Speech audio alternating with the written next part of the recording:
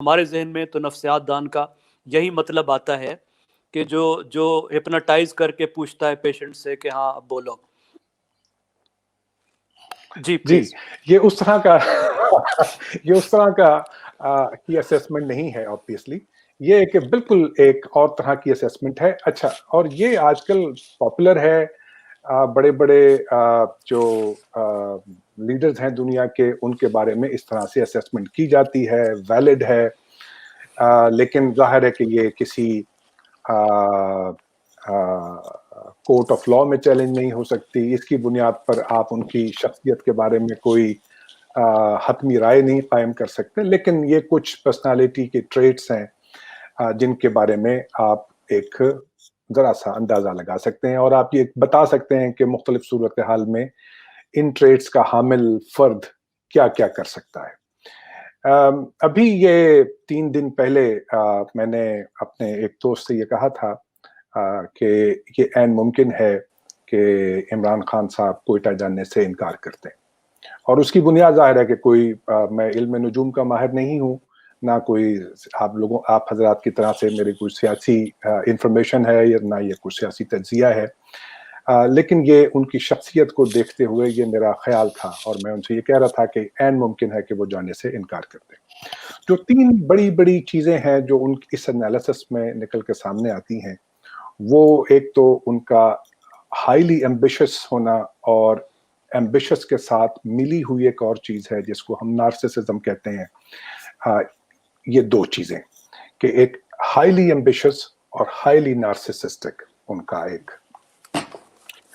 دوسری بات جو کھل کے سامنے آتی ہے وہ ان کا بہت زیادہ آؤٹ گوئنگ ہونا، کہ وہ آؤٹ ریچ کرتے ہیں، لوگوں کو ملتے ہیں، اپروچ کرتے ہیں.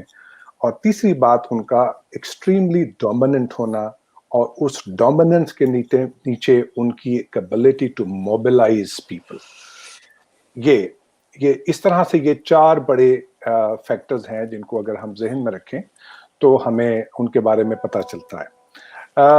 اب مثال کے طور پہ آپ نارسسزم کا ایٹیٹیوڈ ان کا جو ہے وہ، اب تو میرا خیال ہے کہ اب بچہ ان کے بارے میں یہ بات کر رہا ہے، بڑے عرصے سے کر رہے ہیں لوگ، کہ وہ نارسسزم یعنی خود پسندی، نرگسیت جی. کہ وہ اچھا، اب نرگسیت کا حامل فرد جو ہے وہ اپنی کامیابیوں کو بہت ہائی لائٹ کرتا ہے. جہاں بیٹھے گا وہ اپنی کامیابیوں کے بارے میں بات کرے گا، اپنی شارٹ کمنگز کو اگنور کرے گا، ان پہ بات نہیں کرے گا، ان کو سرفیس پہ نہیں آنے دے گا.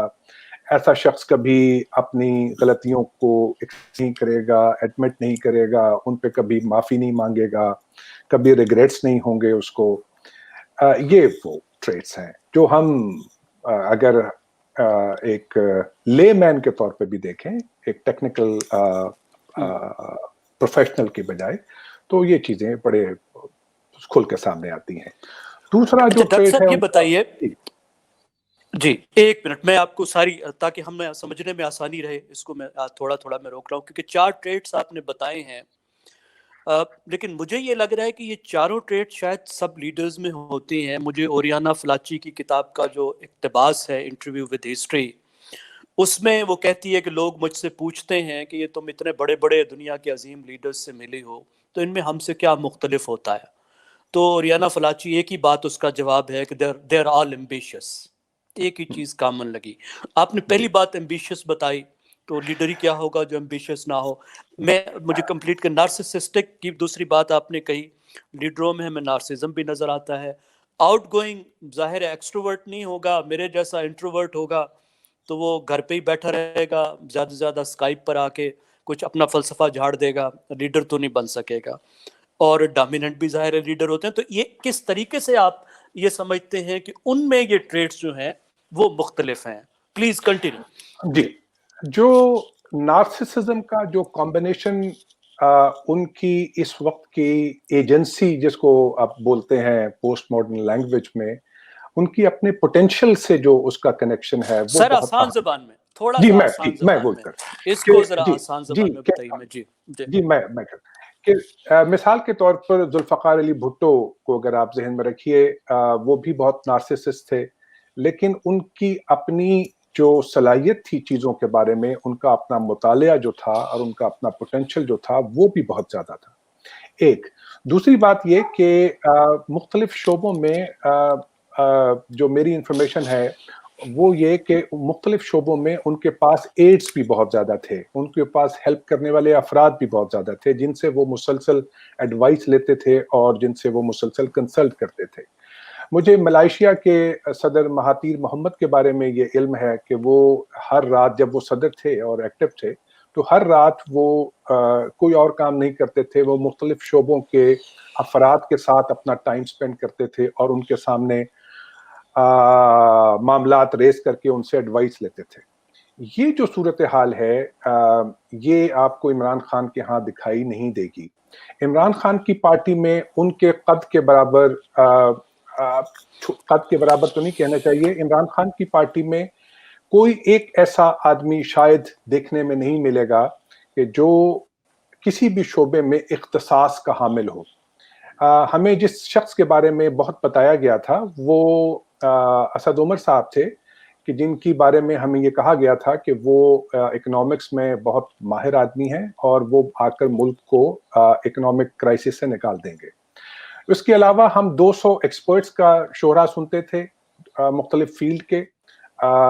جب سے وہ اقتدار میں آئے ہیں ہمیں ان 200 میں سے شاید ایک فرد بھی نہیں دیکھنے کو ملا. تو یہ ایک خصوصیت ہے جو ان کو ممتاز کرتی ہے کہ جہاں آپ ایسا نارسسزم کہ جہاں پر آپ کوئی ایسا شخص لے کے ساتھ نہ چل سکیں کہ جو کسی بھی شعبے میں حتمی رائے رکھتا ہو اور وہ رائے کہیں آپ سے آ کے کلیش کر جائے. میں نے ابھی ریسنٹلی ایک آرٹیکل لکھا تھا، اس میں نے یہ پوائنٹ آؤٹ کیا تھا کہ جو پولیٹیکلی ایکٹیو لوگ تھے ان میں سے کچھ لوگ ان کے سامنے آئے، ان کی پارٹی میں آئے، مگر وہ رک نہیں سکے. ان میں سے کوئی بھی نہیں رک سکا. ان کے پاس جتنے بھی لوگ ہیں وہ سب قد و قامت کے لحاظ سے بلو ایوریج لوگ ہیں. یہ ان کی پارٹی کے ساتھ، ایسے لوگ ان کی پارٹی کے ساتھ سروائیو کر سکتے ہیں، ان کی ٹیم میں رہ سکتے ہیں، جو ان سے دب جائیں، ان کی بات کے آگے سر تسلیم خم کریں اور ان کی رائے سے اختلاف نہ کر سکیں. تو یہ ایک ٹریٹ جو عمران خان میں ہے، جو نارسسزم کی ایک ایکسٹریم صورتحال ہے، وہ ان میں موجود ہے. اور اس کے ساتھ ان کا ہائیلی ایمبیشس ہونا. اب یہ جو ہائیلی ایمبیشس لوگ ہیں وہ مسلسل سیکھتے ہیں اور سیکھ کر آگے چلتے ہیں. یہاں پر آ کر جو ایمبیشسنس ہے اور وہ اپنے آپ کو ماڈیفائی کرتے ہیں، اپنے آپ کو وہ according to the situation evaluate کرتے ہیں، ری ایویلویٹ کرتے ہیں، ری ایڈجسٹ کرتے ہیں، اور اس طرح سے وہ اپنے لیے راستے نکالتے چلے جاتے ہیں. ایمبیشسنس اور نارسسزم جب اکٹھا ہوتے ہیں تو یہ ایک دوسرے کو کنٹراڈکٹ کرتے ہیں، اور کنٹراڈکٹ کرنے کے نتیجے میں ایک پیراڈاکس کریٹ ہوتا ہے. یہ میں گزارش کرنے کی کوشش کر رہا ہوں. جی